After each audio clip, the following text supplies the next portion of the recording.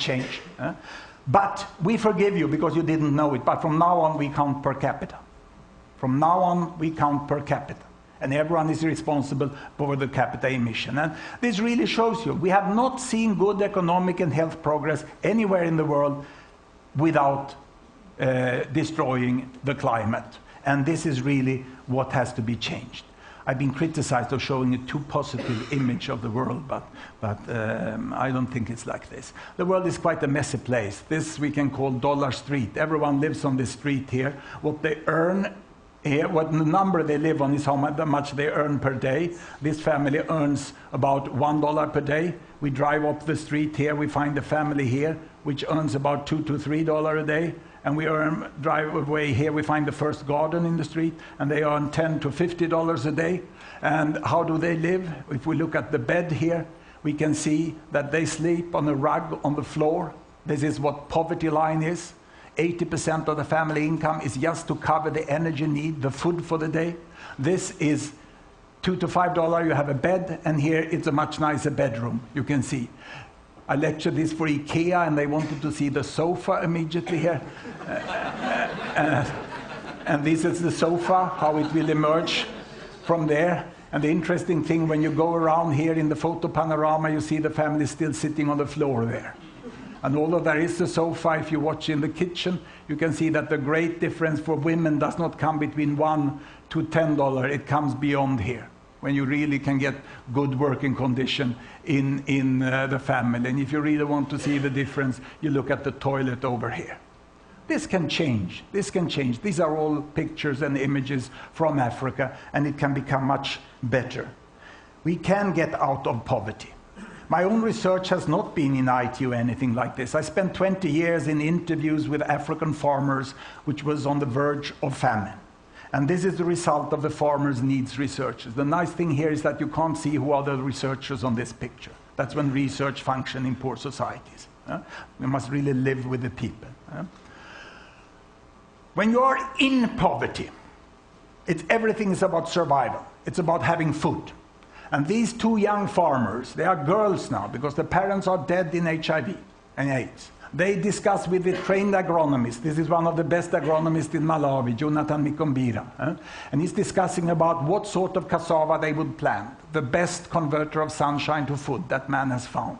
And they are very, very eagerly interested to get advice. That's to survive in poverty. That's one context. Getting out of poverty. The women told us one thing: get us technology. We hate this mortal to stand hours and hours. Get us a mill so that we can mill our flowers. Then we will be able to pay for the rest ourselves. Technology will bring you out of poverty, but there's a need for a market to get away from poverty. And this woman is very happy now bringing her products to the market, but she's very thankful for the public investments in schooling so she can count and won't be cheated when she reaches the market. She wants her kid to be healthy, so she can go to the market and doesn't have to stay home. And she wants the infrastructure that's nice with a paved road. That's also good with credits. Microcredits gave her the bicycle, and information will tell her when to go to market with which products. You can do this. I find my experience from 20 years of Africa is that the seemingly impossible is possible. Africa has not done bad. In 50 years, they've gone from pre-medieval situation to a very decent 100 years ago Europe with a functioning national state. I would say that sub-Saharan Africa have done best in the world during the last 50 years because we don't consider where they came from. It's this stupid concept of developing countries which put us Argentina and Mozambique together 50 years ago and said that Mozambique did worse. We have to know a little more about the world. I have a neighbor who knows 200 types of wine. He knows everything. He knows the name of the grape, the temperature, and everything. I only know 2 types of wine, red and white. But my neighbor only knows 2 types of countries, industrialized and developing, and I know 200. I know about the small data about the. You can do that.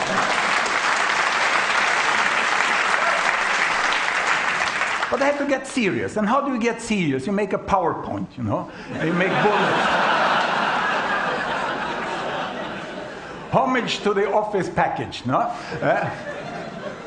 What is this? What is this? What am I telling? I'm telling you that there are many dimensions of development. Everyone wants your pet thing. If you're in the corporate sector, you love microcredits. You know, if you're fighting in non-governmental organization, you love equity between gender. Or if you're a teacher, you love UNESCO and so on. In global level, we just want our own thing. We need everything.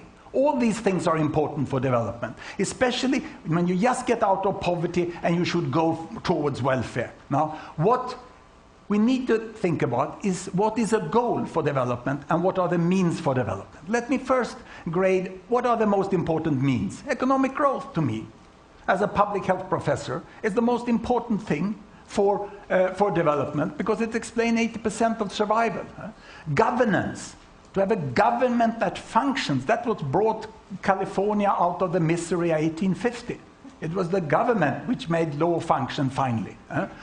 Education, human resources are important. Health is also important, but not that much as a mean.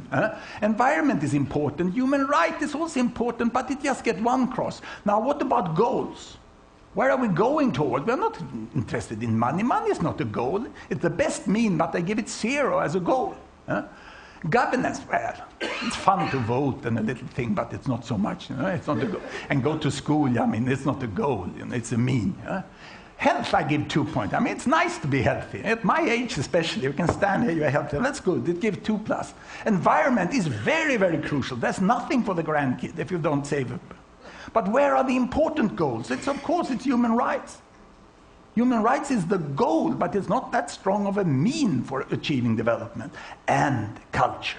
Culture is the most important thing, I would say. Because that's what brings joy to life. That's the value of living.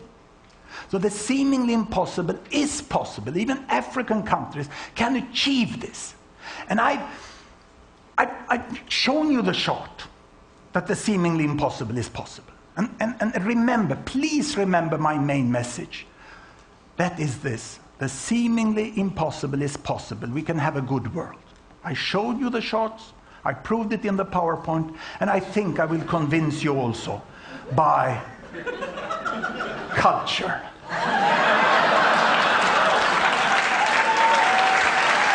Bring me my sword.